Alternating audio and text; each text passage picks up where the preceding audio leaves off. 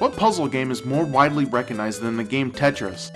Since the mid-1980s, this game was addictive as it was fun. It was new, original, and widely popular to people around the world. But what does the word Tetris actually mean? And what is a Tetris?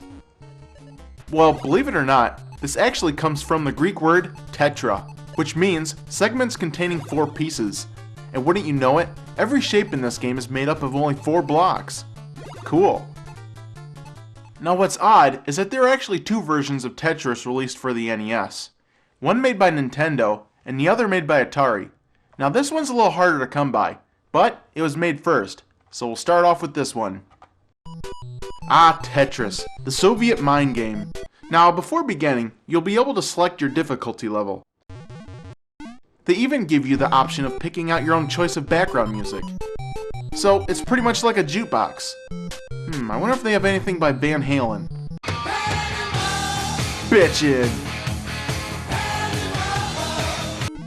Once you begin, blocks will start falling from the sky, and it's your job to keep them from reaching the top.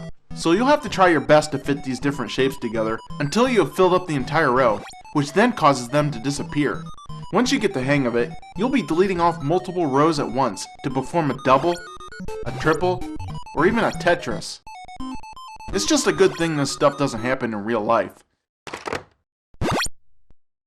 Oh, fuck! So the rest of the game is pretty much cut and dry. Drop blocks, fit them in the right place, and then repeat. It's a great idea, and it's fun to play. After you've managed to wipe out a certain number of rows, they then give you a small break, so they can add up all the points you've collected. During this time, little Russian dancers will then come out and entertain you. Hey, how much are we getting paid an hour? Score really big, and you'll even get the maidens to come out for a bit. Hey baby! Hey, call me sometime! Once the intermission ends, you begin the next level, and now the blocks start descending even faster than before. And the further you advance in this game, the faster they fall. You've just got to try your best to find a place for each one, and it becomes a never-ending battle to make sure your next move doesn't screw up your whole entire game. And just look at all these blocks. They just keep dropping down on you, and there's no way to stop it. What the hell? Once you pick this game up, I'm guaranteed you'll be addicted, and probably have a hard time putting the controller down. Now this may be a stupid question, but what the hell is going on over here? Every time a block is dropped, these little bars go up. Now I know when you play a 2-player game, this side becomes the 2nd player's side. But does this stuff actually mean anything? Will something actually happen if I get all these bars to the top of the screen? I'm not sure, but I think it's time we find out.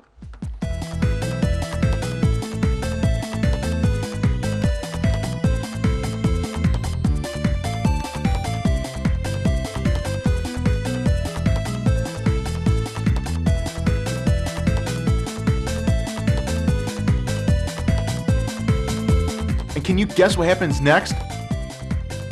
I mean, I couldn't believe it. Absolutely fucking nothing! You ass biter! How damn pointless was that? Why the fuck is this even here? I mean, why not post a warning for this kind of shit? Something like, warning, these bars are fucking pointless. That's all I ask. Tetris is a very addicting game, and despite all its flaws, it's still a great game. But why did Nintendo decide to release a Tetris of their own too? Did they want to expand on the existing concept, or did they just have something to prove? Well, Tetris was created by a guy in Russia in 1985. The game quickly crossed into other countries, while the copyrights to the game were poorly being kept track of. 4 years later, over a dozen companies claimed to have the exclusive rights to produce Tetris, one of them being Atari. After a few legal battles, the courts finally decided that Nintendo was actually the only company who had the exclusive rights to this game. They then forced Atari to pull all their copies of Tetris off the shelves after only 4 weeks of being on the market. But after this whole ordeal, did Nintendo actually produce a better game?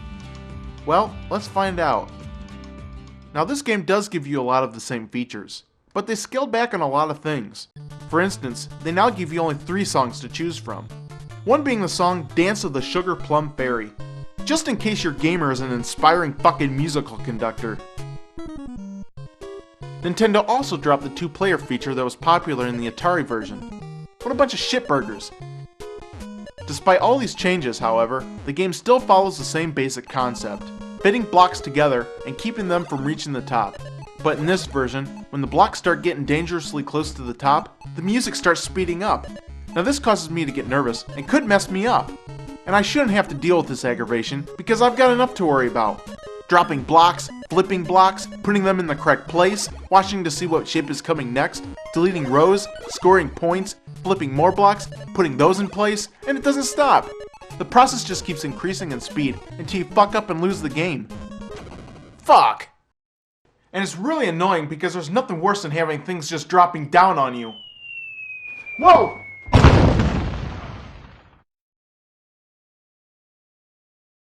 Although the Nintendo's Tetris falls a little bit short when compared to the Atari version, it's still addictive as heroin. In fact, I can't get enough of this game.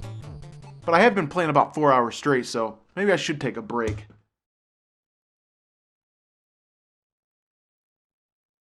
Ah, fuck it. I need more Tetris. Give me more Tetris! Bring on the Tetris! Nintendo knew they had a hit on their hands and decided to release a sequel, Tetris II. This time they took the same concept of laying blocks, but totally revamped the gameplay. First off, we're treated to weird looking shapes not even found in the original. And you see these blocks with black circles on them? Well, those are bombs. Bombs? Afraid so. This Tetris has bombs. Oh shit! Now the only way to delete any blocks from the screen is to match up any 3 like colors in a single row. And your goal this time around is to make sure these bombs are part of that row. Once you clear the board of bombs, you then can advance to the next level. But why did Nintendo go and revamp a concept that works? Are they insane? Did they actually think this is fun? It makes as much sense as urinating into a radiator. The outcome just plain stinks like piss. But you know what? Even though this game sucks balls, I can't put it down. So why am I still playing this game if I hate it? You know, I think I'm addicted to Tetris. Well, that's it. I'm stopping right now. I'm going crazy! I need my Tetris! Maybe I can help you out. Eggplant Wizard? I've got the stuff right here. Gimme! Ah, Dr. Mario. Now it's time to cure what ails ya, and in my case, it's Tetris addiction. This is a great game that really takes an interesting twist in puzzle games. Now the level becomes infected by 3 types of viruses, red, blue, and yellow. Dr. Mario then throws his pills into the jar, and it's your job to destroy these nasties by matching up 4 like colors in a single row. And when you wipe out the color, you wipe out the virus. Simple as that. Now it starts off easy, but it gets really frustrating later on. Sometimes you'll accidentally stack colors on top of other colors and screw yourself in the process. Well, damn it. Now the background music is where this game really shines. They only give you 2 songs to choose from, but they're both pretty entertaining to listen to. In fact, I wouldn't mind putting these on my iPod. This game is pretty awesome, and I can't even think of one thing that could make it even better. It's fun as hell and highly addictive. Very, very addictive. Let's play.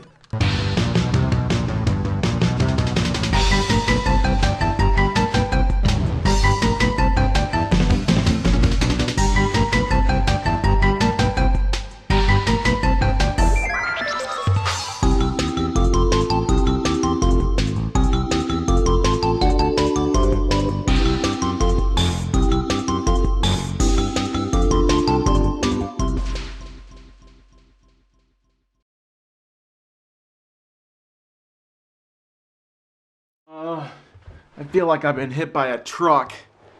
Well, that's it. No more puzzle games. I'm just gonna sit back today and relax. Let's see, maybe I'll play a game I haven't played yet. Here's one. Yoshi's Cookie.